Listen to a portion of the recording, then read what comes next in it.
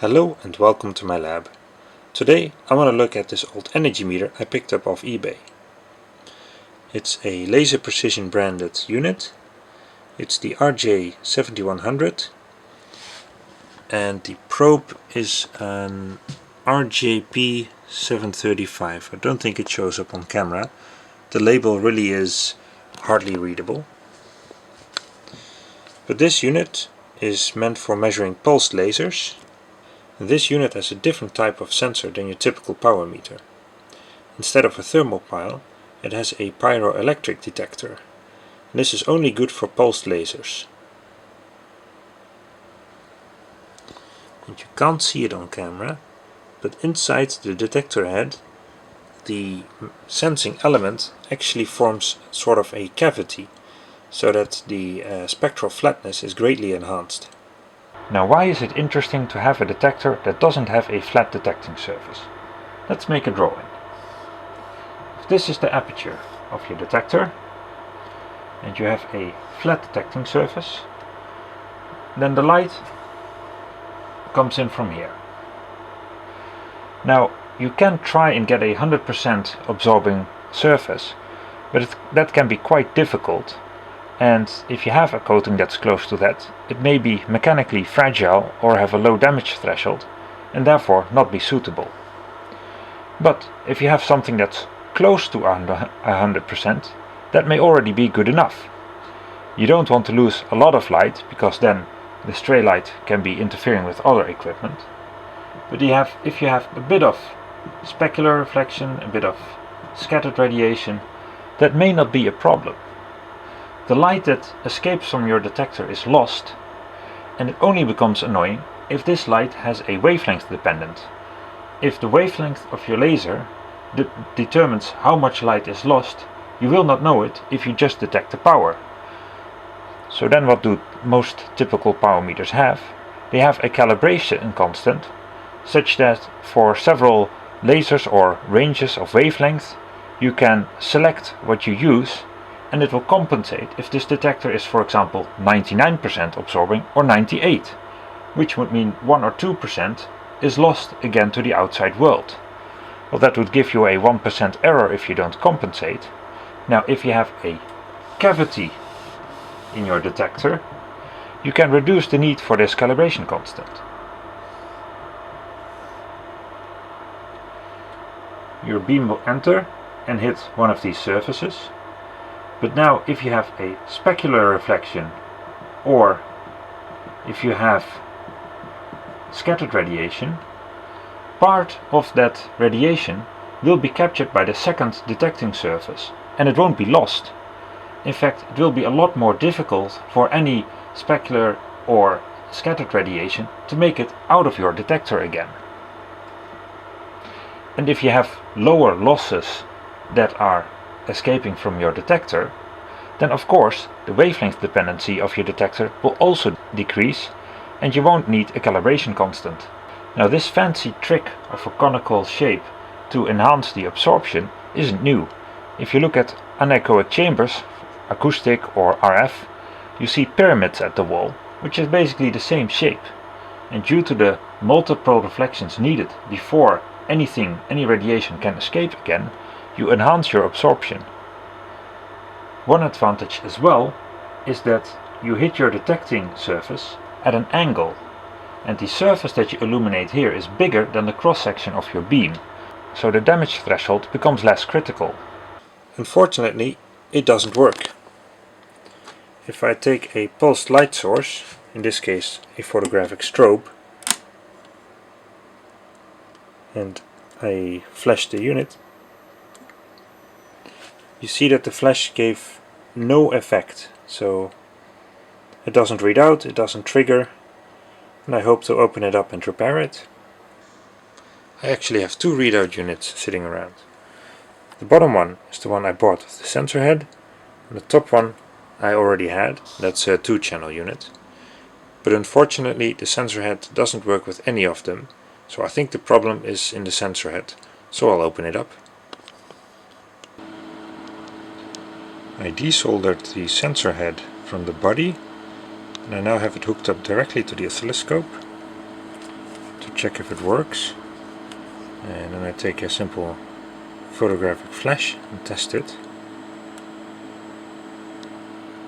And there you can see.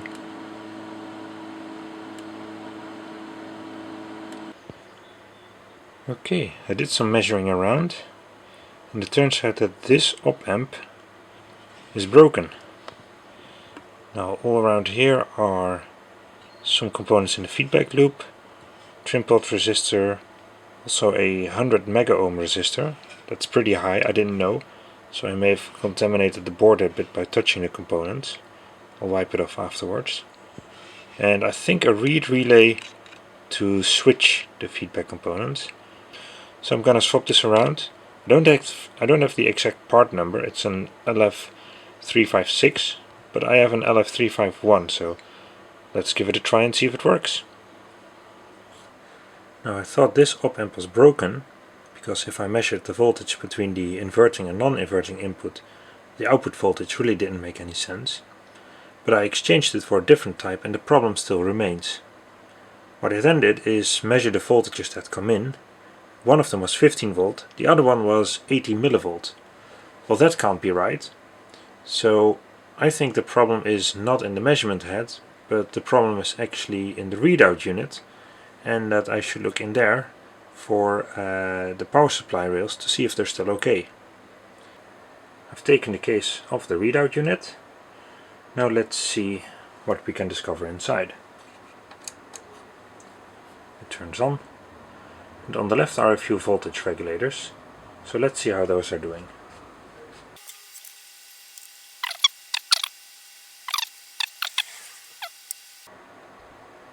Input minus 20, output minus 100 millivolts. So something's going wrong right here. The output of this 7915 is only 100 millivolts.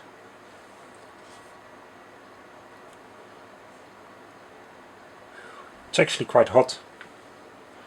So I don't think the power supply of this thing is broken. I think what's happening is that there is a short circuit somewhere. So if this 7915, which is quite robust, is shorted on the output, of course it will lower its output voltage to protect itself, but it will still source some current into the system, and whichever component is shorted should then warm up. So that means that I should be able to find it. So there's the hot voltage regulator. So that's about 90 degrees on the voltage regulator. So it's really hot. Let's see if I can focus for you guys. So we have a really hot voltage regulator. Let's see if there are other components that run hot.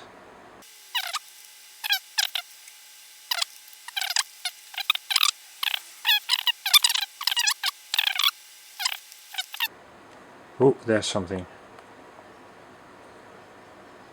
There's a capacitor tantalum cap running at 32 degrees.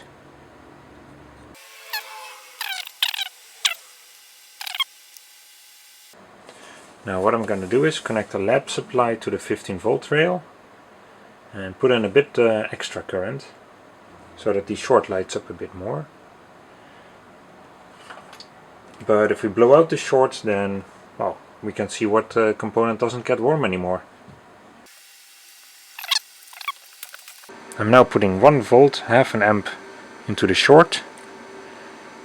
So let's see what gets warm. Tantalum cap is 45.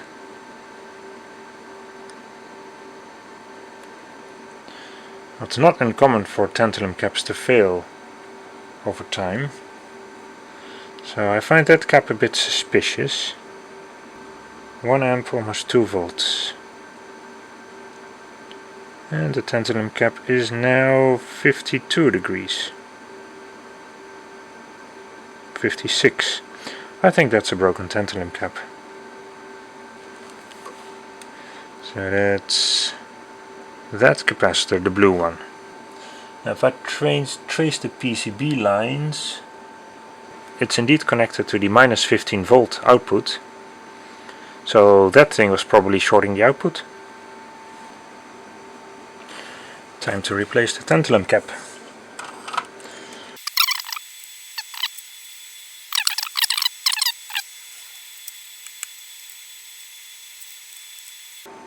Let's disconnect the lab power supply. Put the power cord back in. Of course, I never solder on a circuit that's live. You really have to know what you're doing, and it's totally not necessary right now. Well, there's no head connected, so the range indicator is something different. But I don't need a head connected to check if the power supply voltages are okay. So let's have a go. This is a ground in the system. This is a 15 volt test point. 14.7 volts. I'll give it a pass. Next stop, power off, connect the sensor and see if it works.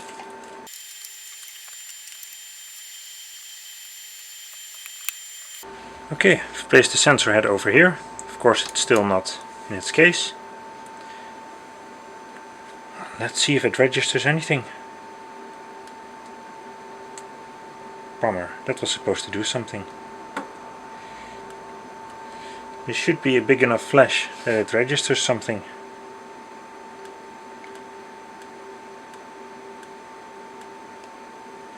So decrease in range. Nope. Decrease again. Nope. It doesn't work. So the voltages are okay. One problem down. I guess another one to go. Okay, so at this point I don't know if the sensor head is bad or if the readout unit is bad. I don't have a service manual, so it's hard to say.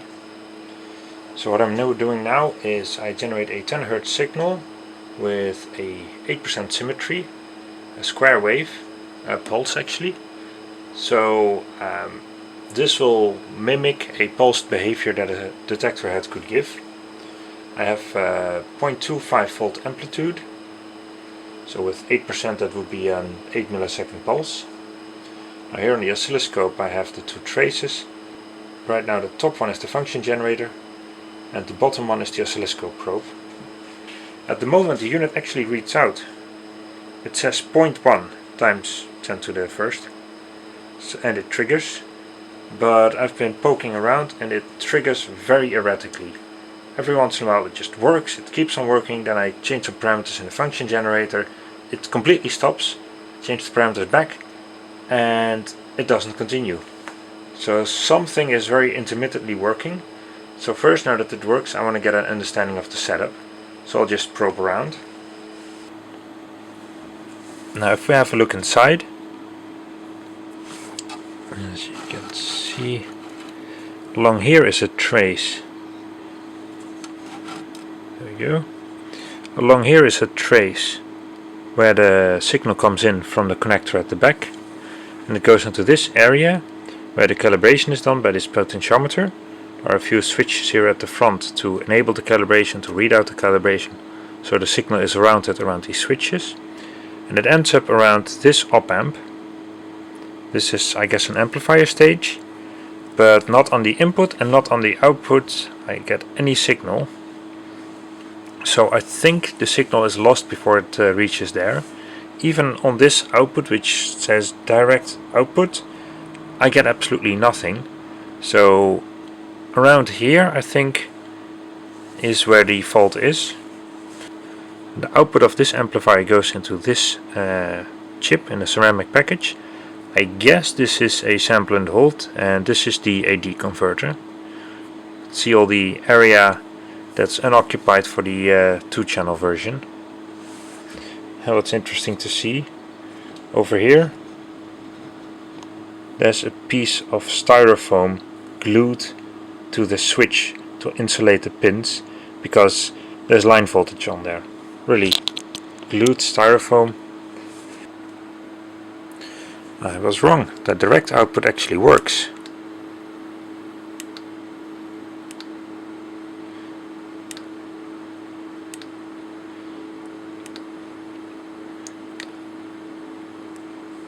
That's actually a fairly decent pulse shape. You can see a sharp rising edge, then falling off, swinging slightly below zero. I think that's the AC coupling. So the direct output works, so what's going on? Perhaps the readout unit is not triggering properly. Now, I spent quite some time probing around in the unit, trying to find out how the circuit works, to see if I could solve the trigger issues. Now, twice I caught this unit on camera spontaneously starting to work again. And if a device is really broken, that can be a lot easier to debug than a problem that only occurs intermittently, because I would then have to wait for it to break itself again in the hopes of finding what the trigger issues were. Now, I tried several things, probing around a lot, seeing if the switches had an effect, even trying a freeze spray to see if there was a bad contact that would be better or worse whenever I changed temperatures, but I couldn't find anything. And in the end I just grabbed my 2-channel unit, and it had the same broken capacitor actually, but after I repaired it, it worked fine again. So I now have a working readout, and I'll just leave this 1-channel unit as is, and maybe sometime later I'll see if I want to hunt down this triggering problem. Finally, I have progress. It appears it was indeed the readout unit at fault. This is my other readout unit, a 2-channel one, and I managed to get a reading out. So if I flash it, see 1.3, 0, lower, and if I flash it repeatedly,